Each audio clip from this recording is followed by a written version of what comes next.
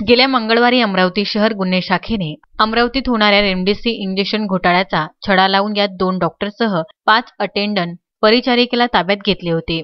यात सर्व आरोपी पोलीस कस्टडी मिळणे आवश्यक असताना त्यांना न्यायालयीन कोठडी मिळाल्याने सर्व क्षेत्रात चर्चा होत आहे। या घोटाळ्याचा तपास संतगतीने होत असताना शहर गुन्हे शाखेवर प्रश्न निर्माण झाल्याने अखेर हा तपास त्यांच्याकडून पोलीस आयुक्त डॉक्टर आरती सिंह यांनी काढून आर्थिक गुन्हे शाखेला देण्यात आला आहे। यात आर्थिक गुन्हे शाखा पोलीस निरीक्षक शिवाजी बचाटे यांना तात्काळ या घोटाळा प्रकरणी तपास कार्याला सुरुवात करून त्यांनी जिल्हा सामान्य रुग्णालय, पीडीएमसी रुग्णालय, तिवसा प्राथमिक आरोग्य केंद्र येथे जाऊन तात्काळ सर्व रेकॉर्ड जप्त करण्यात आले। यातील आरोपी डॉक्टर अक्षय राठोड, डॉक्टर पवन मालसुरे, परिचारिका यांना अंतरिम जमानत रद्द करण्याची विनंती बुधवारी न्यायालयाला करण्यात येणार आहे। यातच पोलीस विभागाच्या वतीने बुधवारी न्यायालयात से दाखल करण्यात येणार आहे। आरोपींना चौकशीकरिता पोलिसांना देण्यात यावे अशी विनंती सुद्धा करण्यात येणार आहे।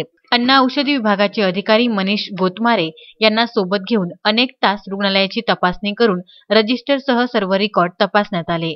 या घटनेचा तपास करणाऱ्या शहर गुन्हे शाखेनेच न्यायालयाला सर्व आरोपींना पीसीआर देण्यात यावा अशी मागणी न्यायालयाला न केल्याने न्यायालयाने सर्व आरोपींना पीसीआर सुनावला नाही। आता आर्थिक गुन्हे शाखा या घोटाळ्यात किती जलद गतीने तपास लावून आणखी नवीन काय उलगडा होईल याकडे सर्वांचे लक्ष लागले आहे।